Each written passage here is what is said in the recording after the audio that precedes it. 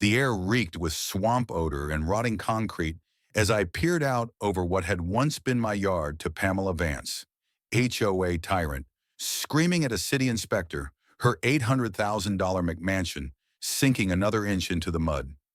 Flood warnings sounded on the police cars.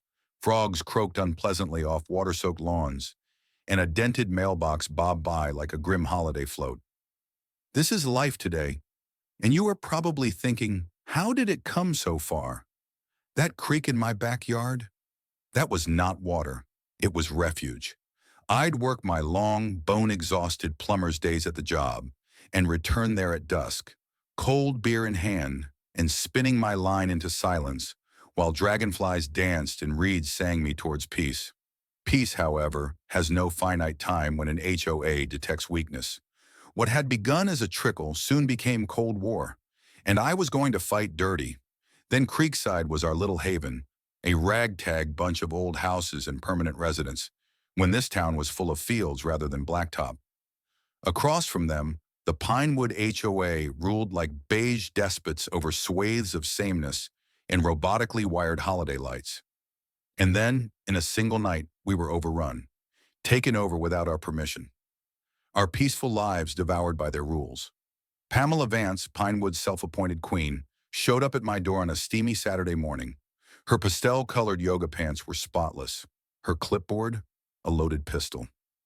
"I'm the chair of community standards," she smiled with a smile as firm as a subpoena. "That creek is an unauthorized water feature, dangerous to children and animals." I blinked. "It's a natural creek, older than your entire development," she wrote with angry jabs. "County code violation." And she stormed off, leaving only perfume and venom. A few days later, there was a notice of violation on my door, charging unsafe open water and invasive species, by which they clearly meant frogs. Then the threats. $100 a day fines unless I came into line. I sent back a letter via mail using my drainage easement on my property deed. Pamela hit back and ordered an aggressive inspection. Strangers arrived at my yard carrying tape measures, snapping photographs like I was some kind of felon. Pamela sat back and observed, daring me to make a move. I didn't, just stood my ground and interposed myself between them and creek. The following HOA meeting, Pamela told my creek was a public hazard, mosquitoes, erosion, insurance liabilities. This from a lady whose own district was half swamp. She gave me a packet, fill it, fence it, or weekly inspections for pay. I informed her, as politely as one could, where to place her packet. That's when the harassment became intense. Anonymous reports of my unkempt property. My mailbox knocked over. Someone dumped rocks in the creek to stop its flow. I saw Pamela, SUV, idling, snapping photos from the curb like a tabloid creep. But I didn't succumb. I kept my creek clean, kept my haven alive. But Pamela wasn't done. A cement truck rolled down the alleyway behind my house one Wednesday. I dashed outside just as the chute was being placed over my creek by a neon-vested worker. "What the hell?"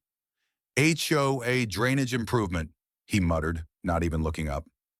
I didn't even get a chance to gripe before wet cement spilled out, killing pebbles, reeds, and frogs and globs of gray goop. I fell in the mud, tore up my arm, screaming the whole time, but the truck just kept spewing. When they finally went away, my creek was killed. Pamela was on the sidewalk, arms crossed, grinning. I wiped the gunk from my face and grinned back at her. She'd fought that battle and won, but she'd only made the largest mistake of her life. The first storm swept in like prediction. Water hit that concrete wound and flowed like a bruise across my lawn.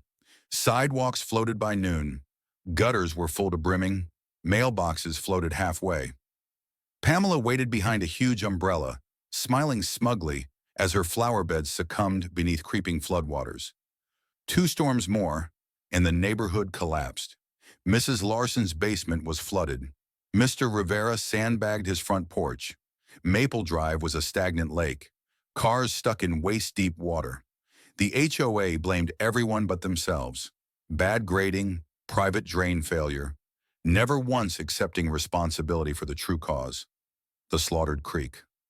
I said nothing. Sat in meetings, nodded through as they showed satellite images and tacked on $250 drainage inspections.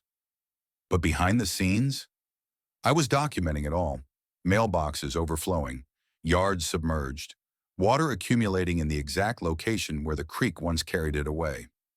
I recorded it all: dates, damages, photographs taken with my Nikon, drone photos.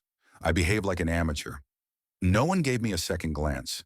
Neighbors turning against neighbors. Larson accused Rivera's kids. The Thompsons accused the Patels of stealing runoff. The HOA stoked it all. Pamela strutted around with her badge, mandating new rules like a dictator clinging to power. She hit me with a landscaping violation notice, once again referencing drainage problems. I asked if it referred to her illegal concrete. She threatened me with more fines. I grinned and signed, added the document to my growing binder of documentation. Then the earth began to shift. Retaining walls caved in, yards became at an angle, driveways cracked and heaved, groundwater locked behind the foundation of the whole complex bulged like a fist. And nature? It was just getting started. Rain pounded for days. Streets turned into rivers. Gutters tore loose. Garage floors warped. I drank coffee on my porch and watched Pamela yell into her phone as floodwater rose up her steps. She had attempted to blame the city, filed suits. But the reality had been exposed. They came after me second. A notice of violation charging me with negligent maintenance and contribution to flood. Pamela personally hand-delivered it, drenched, shaking with anger. Did not utter one word. Did not sign one document. I simply smiled. For I knew the creek was not dead, buried, waiting. Lay in my garage a blue folder. My grandfather's historic records, 1952 surveys, a 1978 county letter affirming the creek's easement-protected status, in state watershed classifications. Pamela's HOA had shattered every single one of them. I made some calls, county water, city environmental enforcement, left it anonymous. Then I sent a burner email with drone photos, documents, maps, screenshots of the concrete work. I hit local news outlets, Facebook groups, even the HOA's very own banned forum. 3 days later, county trucks rolled in. Inspectors spent hours collecting samples, measuring the concrete, reviewing my photos. That night, the news ran a segment about suspected drainage tampering. By morning, the HOA was hit with an official investigation. Pamela lost her cool, stormed into an emergency meeting, ranting of slander and sabotage. Then the projector flickered on. My photos, easement maps, permits they never had. The room was as silent as a tomb. Pamela stuttered, claimed the concrete was temporary, but couldn't produce one permit. Headlines in the papers shortly afterward, words like reckless and criminal thrown around. Homeowners lost their cool on TV, furious about mold, property damage, insurance claims rejected. Environmental activists showed up demanding reparations. City inspectors declared homes uninhabitable, including Pamela's. The HOA collapsed. Suits were filed. Meetings were evacuated. Pamela's fans abandoned her. Her mansion was condemned. She defaulted into an RV beside a swampy ditch. The HOA's final meeting was a funeral.